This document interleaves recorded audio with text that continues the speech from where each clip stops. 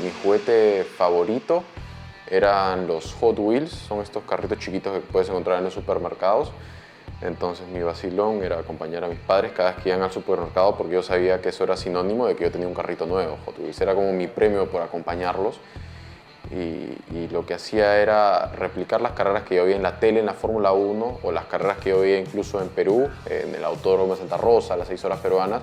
Yo replicaba esa carrera, cada carrito tenía un personaje y yo lo hacía en mi cama. Me imaginaba el circuito o el autódromo en mi cama, que no había nada, ¿no? Una cama así, con solamente la colcha y hacía mis carritos. Y no sé en qué año mi mamá me regaló una alfombra que tenía, que tenía un diseño de circuito y a partir de entonces pues yo ya hacía mis carreras en la alfombra con mis Hot Wheels. Para mí era un vacilón enorme. Y como te dije, mis carritos tenían personajes y lo que yo hacía era replicar las carreras del fin de semana de Fórmula 1, de cualquier competencia que haya visto, y le ponía un personaje a cada carrito y replicaba lo que hacía. O sea, no sé, en las primeras vueltas pasó tal a tal y en las últimas vueltas recuperó la posición y ganó, algo así. Y era mi juego con los carritos. Entonces esa era mi forma de alguna forma ser piloto antes de que fuese kartista. Ya en el año 2005 era cartódromo alquiler. Milenco Arenas nos recomendó ir a un lugar más profesional porque vio que me gustaba, que tenía condiciones. Fue así que íbamos a Santa Rosa y así comenzó todo. Cuando tenía 8, 9 años aproximadamente, vamos a Santa Rosa. Gano la primera carrera que tuve, la primera manga de toda mi vida la gané entre los chiquitos y ya pues ahí me enganché y así comenzó todo en el cartódromo de Santa Rosa. Así comenzó todo el tema profesional, me dejó entender ya no tomarlo tanto como hobby sino como un deporte en el que quería que me vaya bien. En kartismo las primeras experiencias, bueno, hay anécdotas muy entretenidas que ahora las recuerdo tal vez con gusto, pero en ese momento tal vez era un poco difícil porque yo era pequeño. Hablábamos hace un rato sobre lo que pasó en ese nacional de kartismo en Arequipa, en el que yo llego. Yo era un chiquito que creció rápido y yo tenía que correr en la categoría de mayores por un tema de que básicamente yo no cumplía con el peso para chiquitos. Yo ya no entraba en un kart de chiquitos.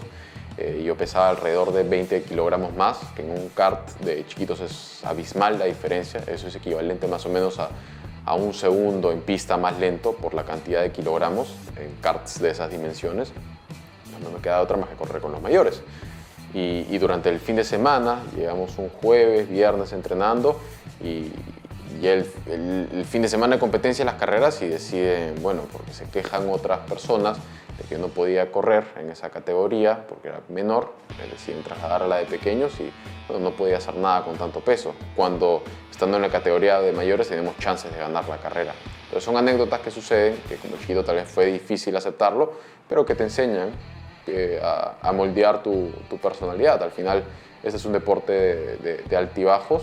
Considero que tiene más altibajos comparado con otros deportes, porque no siempre puedes ganar, solamente hay un ganador y la mayoría de pilotos al final quedan en otra posición. No es como otros deportes tal vez en los que ganas constantemente, a veces pierdes, ganas y es más fácil mantener la motivación. Pero bueno, me enseñó a ser fuerte y aprender los altibajos de este deporte que tanto disfruto ahora. Era otra experiencia de karting. En los primeros años recuerdo con mucho gusto el Nacional, una época en la que el Nacional se llevó a cabo en Arequipa, muy buenos pilotos en esa competencia, en el Cerro Juli también. Vino un campeón mundial de karting, Nick de Bruijn, fue campeón mundial de la máxima categoría de karting, el golpe del 2005 me parece, 2004, vino a Perú, mucho nivel. Y al final, el fin de semana, pues con grandes pilotos peruanos logramos ganar esa competencia nacional. Recuerdo que yo como piloto joven, tenía 14 años en esa época, pues era una forma de confirmar lo que yo quería, porque tú como chiquito pues sabes que bueno, ya demostraste que eres rápido en categorías inferiores, quieres demostrarlo en la categoría mayor, en la categoría máxima. Y bueno, obtener el resultado es un círculo, tu confianza y el hecho de ganar esa carrera, sabes que bueno, estás haciendo buenos pasos y que de alguna forma tienes las condiciones como para seguir desarrollándote como piloto. Para mí fue un golpe, fue un tema de que hoy confirmaba lo que yo quería tanto, que sería tener un buen desempeño y tener la capacidad también de concretarlo con resultados. Salimos campeones nacionales de kartismo en esa época, esos fueron los primeros años y luego pues en los años que vinieron nos trasladamos hacia los autos. Tenía 18 años, 17 años, en mi primera temporada como piloto de autos. Comenzamos en la Volkswagen Gol R Cup, en la Chutana. Fue una categoría de iniciación, básicamente, de transición.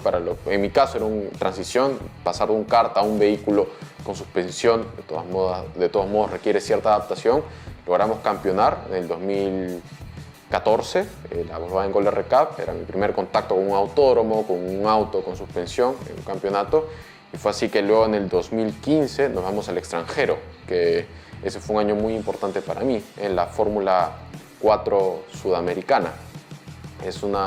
La Fórmula 4 sudamericana era la categoría FIA en esa época para Latinoamérica. Era la Fórmula 4 oficial respaldada por Codasur. Así que habían pilotos de Brasil, Argentina, Chile, Ecuador, Uruguay, Perú. Entonces era una excelente forma de ver y tratar de trasladar lo que había sucedido en Perú al extranjero. Y para mí fue un cambio de mente total cuando fui al extranjero, porque podía ver la cultura que había en los otros pilotos. Obviamente esto al comienzo no te lo esperas. Y experiencias que suceden, porque en la primera fecha pues íbamos con bastantes expectativas y fue difícil adaptarse a un auto. Recuerdo la sensación de subirme al Fórmula.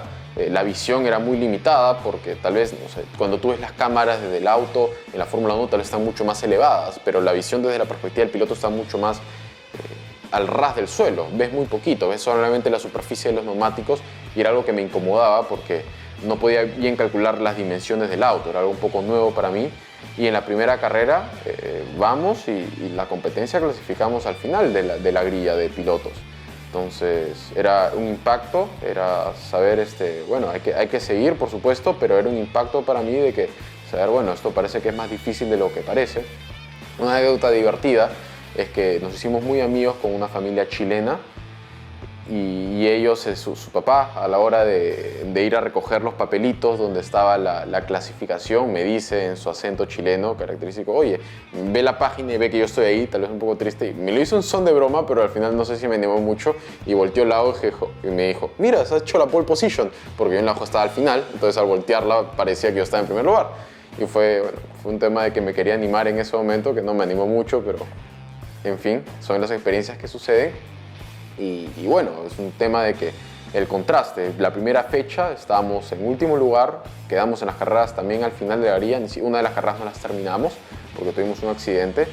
Y a la tercera fecha, cuando ya estaba un poco más adaptado al vehículo y entendía las dimensiones y entendía también cómo llevarlo rápido, porque esa también fue una de las dudas que yo tuve al principio: cómo llevar rápido este vehículo, porque tú puedes saber manejar, pero tal vez el auto te pide una cosa y tú tienes que saber darle al auto lo que él quiere.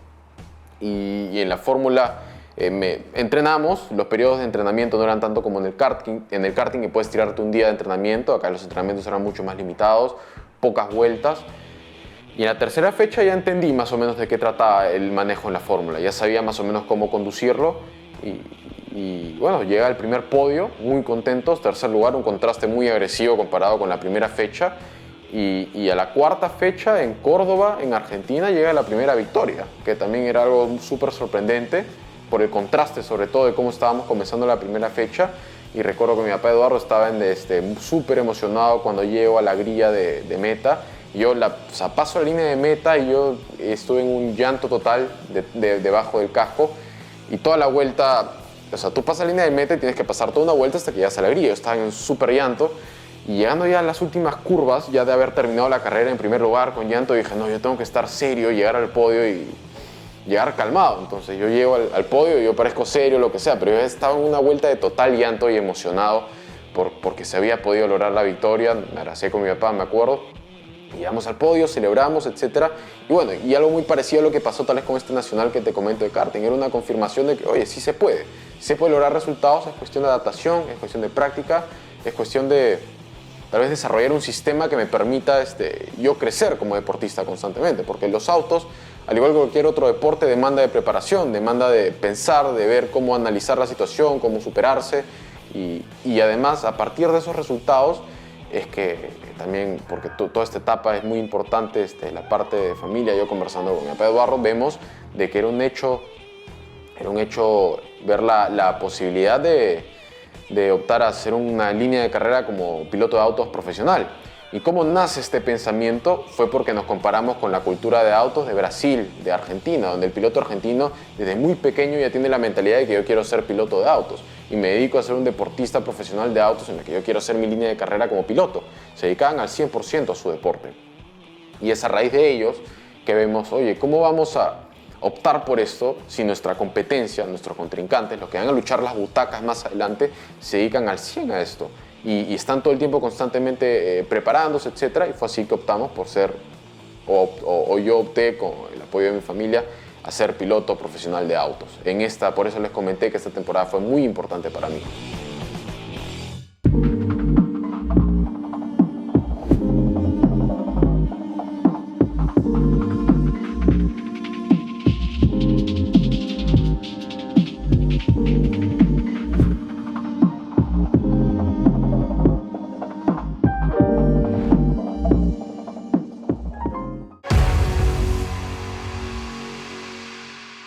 Hasta entonces era un deporte que lo queríamos hacer de la mejor forma posible, por un tema de actitud, pero ahí cambió el chip, ahí cambió la forma de cómo veíamos este deporte. Era, oye, vamos a optar por un tema profesional, vamos a llegar a las mejores ligas del mundo, y te estoy hablando del 2015. Y por eso fue que la Fórmula 4 para nosotros fue un cambio súper radical, fue un tema de que cambió nuestra mentalidad de ver este deporte como un tema que queremos hacerlo muy bien. Y bueno, ya en algún momento pararemos a hacer un tema, no, esto va a ser un tema profesional y vamos a ser un deportista profesional de autos.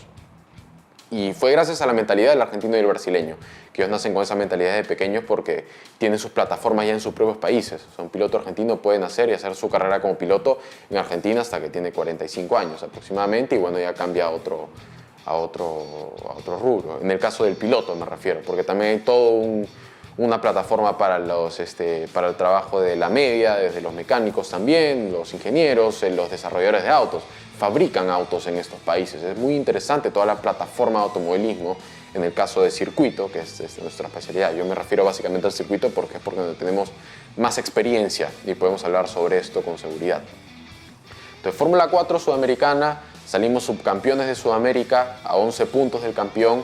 Ganamos varias carreras por allá, ganamos muchas competencias. Al final, la primera fecha estar últimos, llegamos a la última carrera segundos, a 11 puntos del campeón. Tal vez, si es que hubiésemos comenzado mejor, hubiésemos sido campeones, pero igual fue un súper resultado. Y fue así que vimos, bueno, ahora que sigue, nos fuimos hacia la Fórmula 3. Una categoría equivalente a la Fórmula 3 en Europa se llamaba Fórmula Renault 2.0, europea. Un campeonato súper fuerte, donde los pilotos que iban a esta categoría, todos o la mayoría optaba a hacer una línea de carrera apuntando a la Fórmula 1. Entre esos pilotos estaba, por ejemplo, Lando Norris, que ahora está en la Fórmula 1 y competía en la Fórmula Renault 2.0 europea. Él sale campeón de esta categoría y sabíamos las dificultades que enfrentábamos. Entonces llegamos a esta categoría y otra vez una nueva realidad, el tema de los entrenamientos, la práctica. Habían pilotos que tenían una espalda financiera que les permitía entrenar muchísimo. Y nosotros llegamos golpe de febrero, marzo, de frente para los entrenamientos oficiales, y la mayoría de pilotos, o por lo menos la mitad de grilla, ya había hecho una pretemporada con entrenamientos privados, con muchos neumáticos, con mucho equipamiento, y era impresionante el contraste de entrenamientos, cómo el presupuesto te permite tener, por naturaleza este deporte, te permite crear más oportunidades o favorecer a tener buenos resultados. Entonces era otro tema también que teníamos que enfrentar. ¿Cómo enfrentamos este tema?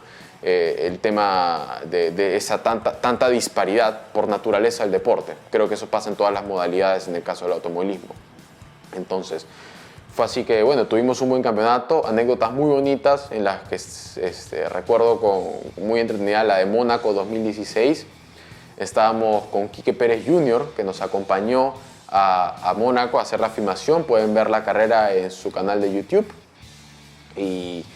¿Y cómo es Mónaco? Mónaco es un principado que tiene calles muy angostas, es una ciudad que queda en un acantilado, es muy chiquito todo. Y la Fórmula 1, si bien es el evento principal, también hay muchas categorías que la acompañan en el fin de semana. Está la categoría de la Porsche Super Cup, está la Fórmula Renault 2.0 europea en este caso, está la Fórmula 2, etc.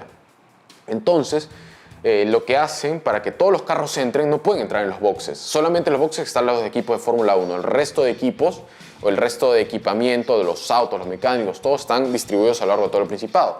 A nosotros nos correspondía estar en el estacionamiento donde se juega el Masters de Monte Carlo de tenis. Ese estacionamiento, ahí están las carpas, están los autos. Pueden ver la filmación que hizo Quique Pérez.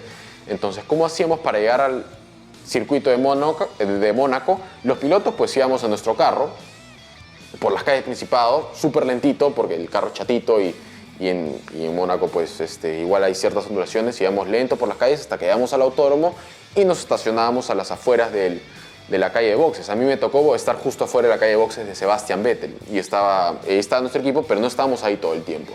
Ahí nos trasladábamos solamente cuando teníamos entrenamientos o competencias. ¿Y cómo hacían los mecánicos, los ingenieros o todo el grupo de patrocinadores, etcétera, desde la media, etcétera, para ir al autódromo? Lo que ellos hacían es que la organización tenía minivans a los que le habían quitado los asientos y todos se paraban ahí y iban un poco apretados.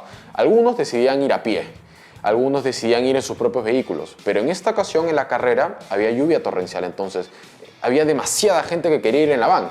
Entonces había una sobrepoblación de gente en la minivan en la que todos iban apretaditos y a Quique Pérez Jr. se le ocurre ir al costado de la ventana. Y había una lluvia torrencial con las ventanas abiertas, con la velocidad en contra en la que él tenía que sacar prácticamente su cabeza porque no entraban. Y él se estaba ahogando con la lluvia que venía en contra a medida que iba en la minivan hacia el autódromo. Y cuando él llega, yo no sabía esto porque yo estaba en los pits con mi auto, yo veo a Quique Pérez todo pálido y con los ojos rojos casi que estaba súper estresado. Yo no entendía qué pasaba porque era muy notorio su estrés. Y él después me cuenta esta anécdota divertida que él que se estaba ahogando en el carro porque la lluvia torrencial le caía en contra y él estaba pasándola mal. Pero bueno, son experiencias que suceden. Y luego con Quique Pérez tuvimos un gran fin de semana y bueno, ahí termina esa parte de la anécdota. Luego viene la carrera, que también fue súper crítica, lluvia torrencial. Yo como piloto peruano, de alguna forma, tengo ciertas desventajas en estas condiciones. ¿Por qué?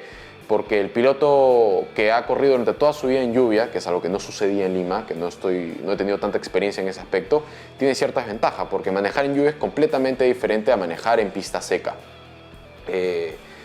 La lluvia torrencial, de alguna forma, pues son igualdad de condiciones para todos, pero sin duda que pilotos británicos, pilotos brasileños, en donde llueve en su país desde que son chiquititos, tienen ventaja. Y creo que eso se refleja a la hora de los resultados. Tú ves las categorías, principalmente las junior, lluvia torrencial y los países nórdicos, los países como Gran Bretaña, países como Brasil, suelen tener a sus pilotos arriba, básicamente porque tienen mucha más experiencia en lluvia a lo largo de toda su vida. Y bueno, como peruano de alguna forma tienes esa cierta desventaja porque mi carrera deportiva, la mayor cantidad de años fue en Perú, hasta los 18 años. Y bueno, en fin, llega esta carrera lluvia torrencial, comenzamos, un buen desempeño, en mi opinión yo estaba contento con mi resultado y muy accidentada también a cada rato, safety car. E incluso la carrera tuvo que paralizarse con bandera roja, porque ya era mucho el peligro de la competencia. Yo esa carrera no la termino, pero ¿qué cosa sucede? ¿Por qué no la termino? En la curva lenta, la U clásica de Mónaco, es la curva donde está la mayoría de fotos, me toca justamente Lando Norris por atrás y me toca un neumático. Él rompe su ala y a mí me rompe el neumático, pero yo no me doy cuenta, obviamente. Yo sigo avanzando y 3 curvas más adelante en Portier, que es justo la curva que es antes del túnel, ahí ya el neumático ya estaba desinflado y ¡pum! Me choco contra el guardarriel y me quedo botado. Y justo la vuelta siguiente ponen bandera roja porque el peligro era muy fuerte. Y al ser el peligro muy fuerte y te ponen bandera roja, te contabilizan el resultado una vuelta antes. O sea, yo justo me accidento a la misma vuelta de la bandera roja, así que me contabilizaron como si fuese una vuelta antes. Y bueno, terminamos en una posición muy buena, que cumplía con nuestros objetivos. Y bueno, son experiencias que esas que vivimos por allá en Europa, en la Fórmula Renault 2.0 europea. Y todo esto pues nos llevó a tener la experiencia, a llegar hacia Estados Unidos, golpe del 2018 que vamos a Estados Unidos. Y bueno, esta también fue una parte, una enseñanza muy fuerte de la Fórmula Renault 2.0 europea. ¿Por qué? Porque lo que te comenté, los presupuestos eran tan abismales, o sea, era un presupuesto o pilotos que tienen o equipos que tienen un presupuesto te permite entrenar, entrenamientos privados, muchos neumáticos, muchas horas de vuelo y es evidente que vas a desarrollarte y es evidente que la desventaja versus un presupuesto que tal vez no tiene esa capacidad para competir a la hora de la carrera, es muy difícil combatir con este tema. Entonces ya estaba este tema, o sea, acá había algo que se tenía que trabajar. ¿Cómo se compensa ese presupuesto? Y es en el 2018 cuando vamos a Estados Unidos que bueno, en conversación, viendo el panorama, vimos que la simulación era una alternativa muy interesante para compensar estos abismales desventajas o estos contrastes presupuestales que te quitaban tantas posibilidades de tener resultados a la hora de la carrera. Entonces vamos a Estados Unidos, un entrenamiento muy estricto con el simulador en la plataforma iRacing, que en mi opinión es la que más favorece según mis objetivos. Y fue así que llegamos a Estados Unidos, autódromos completamente nuevos, y competía contra pilotos también otra vez nuevamente, que habían hecho su carrera deportiva en Estados Unidos, que habían hecho Fórmula 4, Fórmula 3, se conocían los circuitos mucho mejor que yo. ¿Y qué cosa me permite estar en igualdad de condiciones? Fue la simulación. Y fue algo así, y es algo que yo agradezco mucho, que la simulación me permitió compensar ese budget, ese presupuesto, esas desventajas, para acortar para poder agilizar el proceso de adaptarse al auto. Porque no basta con ir, necesitas vueltas, necesitas neumáticos, necesitas tiempo. Y el simulador me permitió eso, me permitió conocer el autódromo y aprovechar al máximo esos 40 o si lo mides en vueltas, esas 15 vueltas que tienes antes de comenzar la carrera. Los entrenamientos no son infinitos en el automovilismo por la naturaleza del deporte. Tú tienes 2 entrenamientos de 40 minutos y ya comienzan las clasificaciones. Entonces, tú tienes que ser muy rápido a la hora de adaptarte, tú tienes que llegar y a partir de la tercera, cuarta vuelta ya estar trabajando en los tiempos del auto. Y eso fue lo que me dio la simulación. Y esa fue para mí la forma que cambió las reglas de juego en el proyecto deportivo. Me permitió llegar a la quinta vuelta, ya estar pensando en tiempos, en hacer tiempo de vuelta, y ya estar pensando no solamente en adaptarme yo al circuito, sino en desarrollar el auto, porque es otra cosa. La naturaleza del deporte hace que tú necesites una máquina por la cual desempeñarte. Si tú puedes ser muy buen piloto, pero si no tienes la máquina, tampoco vas a tener un buen resultado. Y esa máquina no se desarrolla sola. El piloto tiene la responsabilidad de ser parte del desarrollo de esa máquina, porque esa máquina se va a acomodar al final a tu manejo. Los pilotos manejan de forma diferente, no todos manejan de la misma forma, y es algo que yo he aprendido después de varios años a través de la telemetría. Hoy en día tienes tanta tecnología que tienes sensores en todas las partes del auto que te permiten detectar la forma como tú manejas, y está plasmada en un gráfico, que eso tal vez lo podremos comentar en otro momento, ya tendría que explayarme mucho, pero la forma como tú manejas está explayada en un gráfico, está demostrada en un gráfico. Es una forma muy objetiva de ver cómo estás manejando, cómo compararte con otros pilotos, y es a raíz de esto que yo me doy cuenta de que los pilotos manejan de forma diferente. Tienen estilos de manejo, no sé cómo se desarrollarán, pero tienen estilos de manejo diferentes. Por lo tanto, el auto tiene que estar configurado a tu piloto, a tu estilo de manejo. Y es ahí que la responsabilidad del piloto a la hora de desarrollar un auto es sumamente importante para obtener resultados favorables. No basta con ser buen deportista o buen piloto, tienes que también saber desarrollar tu auto. Entonces, teniendo 2 sesiones de 40 minutos que no las exprimes al máximo, ¿por qué? Porque de estos 40 minutos tú tienes que salir una vuelta para calentar los neumáticos, y recién a partir de la segunda o tercera vuelta los neumáticos ya tienen la temperatura como para que tú girar. En 3 vueltas ya se te fueron aproximadamente 8 o 10 minutos de los 40 minutos. Tú te adaptas después de 4 o 5 vueltas, que es algo sumamente rápido y requiere mucha preparación para hacerlo en un periodo de tiempo tan corto. Y eso fue lo que me dio la simulación. Esa simulación es lo que me permite que en 5 minutos yo pueda adaptarme al circuito y ya estar pensando, oye, ¿qué le hago al auto? ¿Qué le hago al auto para mejorarlo? Entonces, al auto para mejorarlo, puedes tener muchas hipótesis, puedes pensar, esto le puedo hacer bien, esto le puedo hacer mal, pero son tantas variables las que tiene el auto que la mejor forma de ver si es que funciona o no es ponerlo a prueba. Entonces, ¿cómo lo pones a prueba? Después de 5 vueltas yo digo, esto necesita el auto. Vamos, entramos a pits, el equipo lo configura en base a lo que el ingeniero recopila en la telemetría, en base a lo que yo opino, y lo tenemos que probar. Entre que entras y sales de los boxes ya se te fueron 10 minutos. Y eso sí es un cambio rápido. Entonces tú tienes 2 o 3 vueltas más para configurar el auto y ya está, terminó tu sesión. Una sesión así la tienes otra vez, eso si es que el auto está perfectamente y no tuvo ninguna falla, y después de eso ya tienes la competencia. Entonces, parte de la naturaleza del deporte es saber adaptarte muy rápido, en un periodo muy corto, para rendir al instante.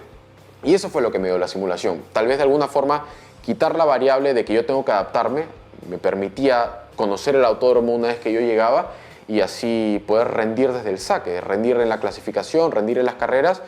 Y en el 2018 es cuando yo decido que parte de mi rutina sea la simulación, de forma muy estricta, es de parte que es lo que, en mi opinión, cambió esa forma de luchar con las desventajas económicas.